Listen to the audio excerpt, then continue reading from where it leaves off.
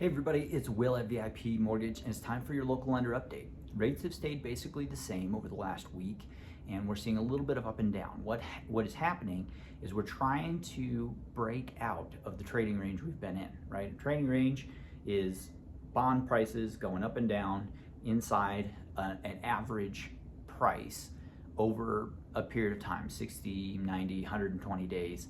And I've shown you that chart is basically in the same level for the past several months, all the way back till October, with a couple of exceptions where we're really good on pricing and one place where we got bad on pricing for no apparent reason. And right now we keep getting to the place where rates are as good as they've been in the last couple of years, and then they pull back and get a little bit higher, not significantly, but just a little bit higher, and then they come back to that best pricing range that we keep seeing. So we need a little bit more information, a little more economic data to help us break that range and see that improvement that I think is coming. I'm not sure if it's in the next couple of weeks, the next couple of months, or maybe sometime in the summer.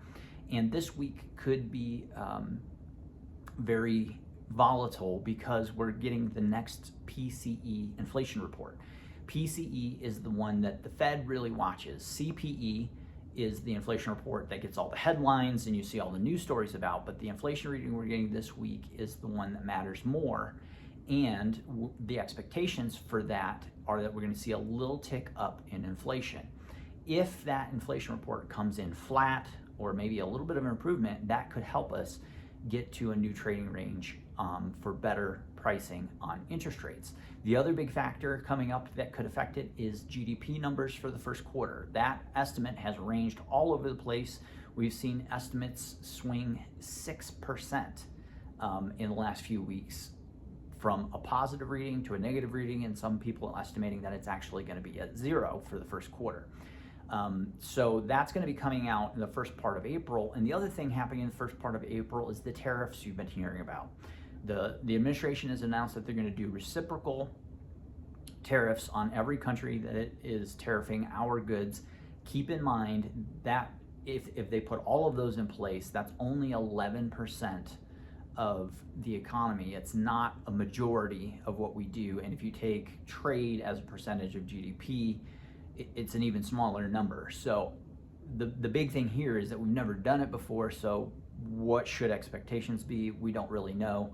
That uncertainty could cause a couple of bumps along the way. Keep in mind, slower economic data is generally better for rates. And some of what's going on in the stock market is affecting rates too. The stock market has had a rough couple of months, and that's causing some institutional money to move from stocks into bonds, which actually helps bond prices and helps rates improve.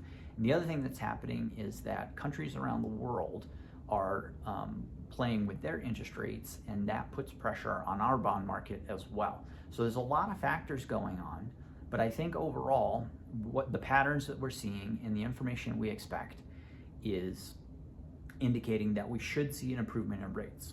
The time frame is the tricky part.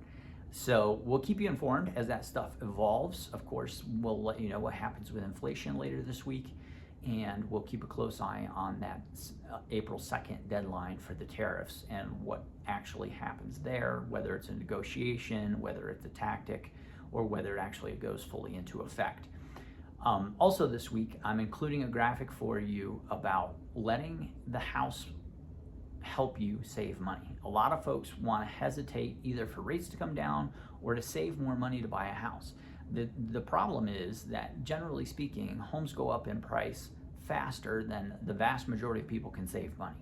So if you can afford to buy a house now, if you have some money set aside for closing costs and or a down payment, the sooner you get into the market, the faster you're going to be able to build equity. Now, a lot of folks get stuck in big dreams. Here's my perfect house. Here's the ideal situation. And if they're renting, especially, thinking in terms of stepping stones where their first home purchase is actually going to help empower them to get closer to that dream situation is actually a fantastic strategy that I've used for folks over the years. And once they see the numbers, see how much they might be paying in rent while they're waiting, can help them clarify their decision-making process. So check out that graphic. If you want it co-branded, let me know, send me your headshot, and I'll send you a copy with all your information on it. If there's anything we can do for you, or if we can get you a rate quote for your situation, give me a call, 719-232-7553.